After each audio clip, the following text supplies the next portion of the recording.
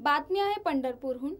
पंढरपूर राज्यात मित्र पक्षांच्या साथीने एकहाती सत्तेच्या जवळ पोहोचलेल्या भाजपला मित्र पक्षाने अजूनही समाधानी न करता आल्यानं राष्ट्रीय समाज पक्षाचे नेते महादेव जानकर यांनी भाजपच्या सरकारवर चांगलेच तोंडसुख घेतले। ज्याला वर सत्तेत आणू शकतो त्याला गाडायचीही ताकद आमच्यात आहे असा इशारा त्यांनी दिलाय। अकलूज येथील सहकार मंत्री शंकरराव पाटील यांच्या पुण्यतिथी निमित्त आयोजित शेतकरी मेळाव्यातील कार्यक्रम प्रसंगी जानकर बोलत होते। या प्रसंगी शिवसेना नेते धवलसिंग पाटील उपस्थित होते।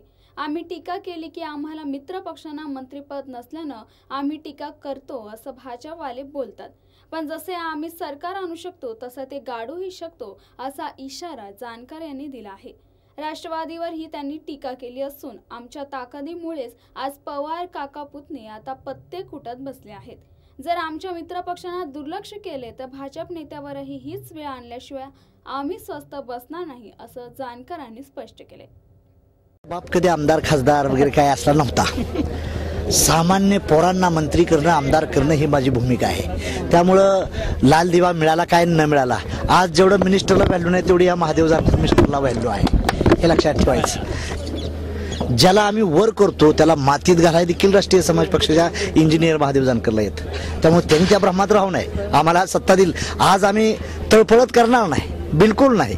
जनतेचा प्रश्न घेऊन जनतेत जाणार आणि आमचा पक्ष वाढवणार, त्या दृष्टीने आमचा प्रयत्न चाललेला आहे। व सरकारवर मंत्रिपद नाही मिळालं म्हणून आम्ही बोललो तर आम्हाला ती बदनाम होती, या कृपा करून सांगायचं विषय नाही। आणि आय एम नॉट डिमांड, मी काही भीक मागणार नाही, बिलकुल मागणार नाही। मी त्यांना असं हुसकावून देण्याचा प्रयत्न करू की ते खुर्चीत ते बसलेत। फार पवारसाहेब डॉन होते, फार मोठे होते। पवारसाहेब आता पत्ते खेळत बसलेत, अजित पवार पत्ते खेळत बसलाय।